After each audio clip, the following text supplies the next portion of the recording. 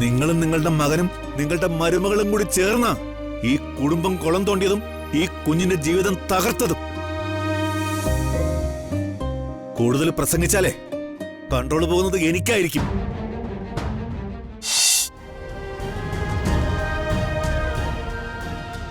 രാധമ്മയെന്ന് കയറി വിളിക്കാൻ നിങ്ങൾക്കാരാ അനുവാദം തന്നെ?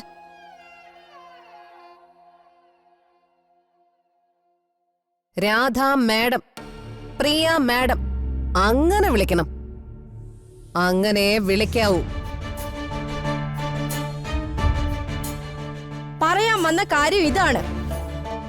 ഇവളിന്ന് ഞങ്ങളുടെ വീട്ടില് ഞങ്ങളുടെ അനുവാദം ഇല്ലാതെ കേറി വന്നു.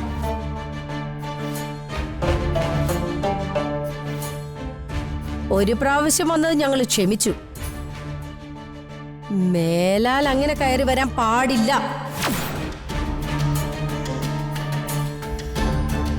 പണ്ടത്തെ പോലെ ഒരു ബന്ധവും നിലനിൽക്കുന്നില്ലെന്ന് ഒരിക്കൽ കൂടി ഓർമ്മിപ്പിക്കാനാ ഞങ്ങളിപ്പോ വന്നേ. കരുതിക്കൂട്ടി നീയൊക്കെ കൂടെ നാണം കെടുത്തിയതിന് പ്രതികാരം ചോദിക്കാൻ ഞങ്ങളാരും നിങ്ങളെപ്പോലെ തറകളല്ല. പക്ഷെ മനസ്സിൽ കനല് പോലെ എരിയ നിന്റെയൊക്കെ അസ്ത്രം പോലത്തെ വാക്കുകള്.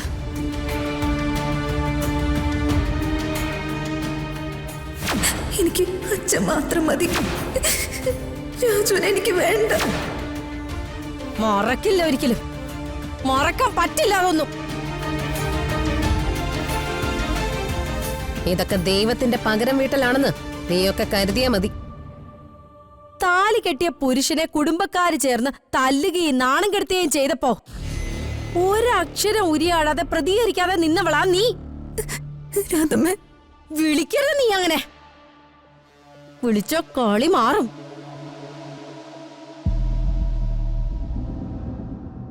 മാഡം, രാധാ മാഡം അങ്ങനെ വിളിക്കാവൂ. ഭാര്യ ഒന്നിലധികം പ്രാവശ്യം തള്ളിപ്പറയുകയും അച്ഛ വീട്ടുകാരുടെ അടി മേടിക്കുകയും ചെയ്ത ഒരു പാവപ്പെട്ട ചെറുപ്പക്കാരന്റെ അമ്മയായിരുന്നു പണ്ട് ഞാൻ. പക്ഷെ ഇപ്പൊ ഒരു കോടീശ്വരന്റെ അമ്മയാ.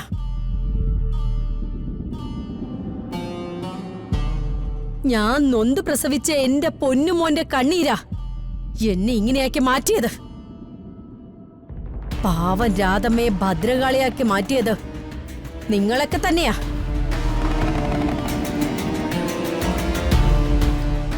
ഇനി എത്ര ദാരികന്മാര് വന്നാലും അവരോടൊക്കെ പകരം ചോദിക്കാതെ ഈ ഭദ്രകാളി അടങ്ങില്ല. അതുകൊണ്ട് ഒരിക്കൽ കൂടി പറഞ്ഞത് ഞാൻ ആവർത്തിച്ച് പറയുന്നു. മേലിൽ ഞങ്ങളുടെ ബംഗ്ലാവിന്റെ പടി നീ കടന്നു പോവരുത്. കഴിഞ്ഞതൊക്കെ മറക്കണം. ഞങ്ങളുടെ മോളോട് ക്ഷമിക്കണം. ഒരിക്കലുമില്ല. ഒരിക്കലും ഒരാളും ഒന്നും മറക്കാൻ പോകുന്നില്ല. കാര്യം പറഞ്ഞ് ഇറങ്ങമ്മേ. നമുക്ക് ഇവരോടൊന്നും സംസാരിച്ച് നിൽക്കാനുള്ള സമയമില്ല. പറയാനുള്ളതെല്ലാം എല്ലാവരുടെയും മുന്നിൽ വച്ച് ഇവളോട് പറഞ്ഞു കഴിഞ്ഞു. എന്റെ മകന്റെ വിവാഹമാണ്.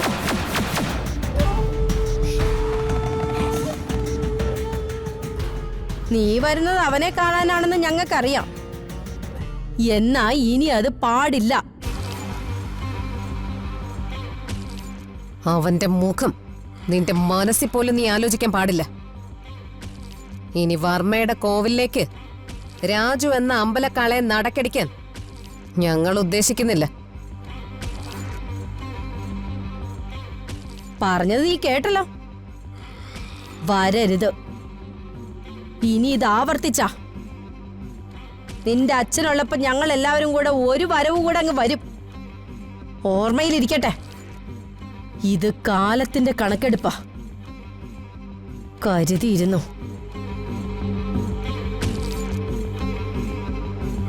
വാടി.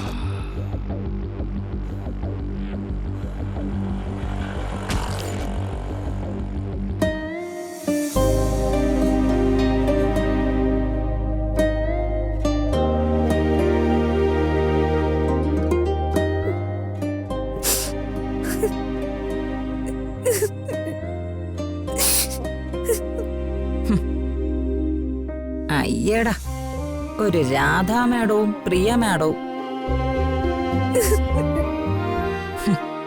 അല്പന ഐശ്വര്യം കിട്ടിയ അർദ്ധരാത്രിയും കൊട പിടിക്കും. ഇങ്ങനെ രണ്ട് വിടക്കുകള്. ശ്ശേ, എനിക്കുണ്ടല്ലോ സർവാംശം വിറച്ചുതുള്ളി നിൽക്കുമായിരുന്നു. കൺട്രോള് പോയിട്ട് കൈകാര്യം ചെയ്യണ്ടെന്ന് കരുതി നിന്നതാ. മിണ്ടരുത് നിങ്ങള്. നിങ്ങളും നിങ്ങളുടെ മകനും നിങ്ങളുടെ മരുമകളും കൂടി ചേർന്ന ഈ കുടുംബം കുളം തോണ്ടിയതും ഈ കുഞ്ഞിന്റെ ജീവിതം തകർത്തതും.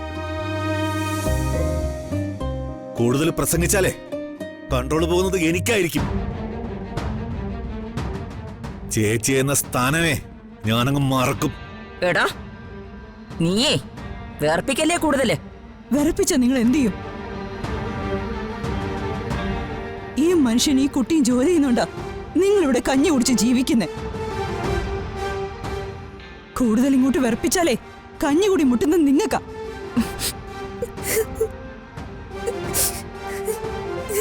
മോളെ, മോള് കരയാതെ. ശേരട്ടാ, ഇതിങ്ങനെ വിട്ടാ പറ്റില്ല. നമ്മുടെ കുട്ടി ഇവിടെ കണ്ണീരോടെ കഴിയുമ്പോ രാജുവിന് വേറെ വിവാഹം പാടില്ല. അതിന് നമുക്ക് ഏതറ്റം വരെ പോകണമെങ്കിലും പോണം. യാമിനി, ഇതൊന്നും 1% പോലും ഞാൻ വിശ്വസിക്കുന്നില്ല. രാജുവിനെ നിങ്ങൾ എന്താ ഇതുവരെ മനസ്സിലാക്കാത്തത്? രാജു അങ്ങനെ ഒരു ചെറുപ്പക്കാരനല്ല. അവനൊരു പാവ. അവനെ സ്നേഹിച്ചവരെയൊന്നും മറക്കാൻ പറ്റില്ല. അതെ, അത് ശരിയാണല്ലോ. നിങ്ങൾ ഈ പറയുന്ന പോലെയൊന്നും അല്ല. അവനെ മറ്റൊരു രാജുവായിട്ടാ തിരിച്ചു വന്നിരിക്കുന്നേ. പ്രതികാരദാഹിയായ മറ്റൊരു രാജുവായിട്ട്.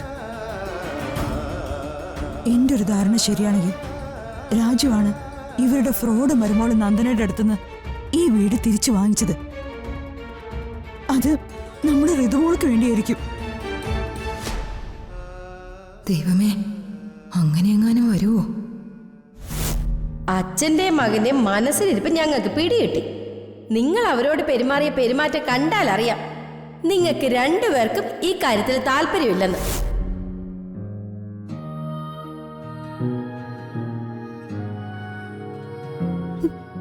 രാജുന് എന്നോട് പിണക്കൊന്നുമില്ലെന്ന് എനിക്ക് മനസ്സിലാക്കാൻ കഴിഞ്ഞത്.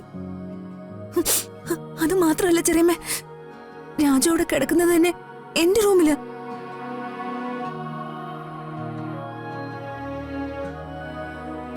എന്നാ യാമിനി പറഞ്ഞത് തന്നെയാ കറക്റ്റ്. രാജു വന്നിരിക്കുന്നത് നമ്മുടെ ശത്രുവായിട്ടല്ല, മിത്രമായിട്ടാ.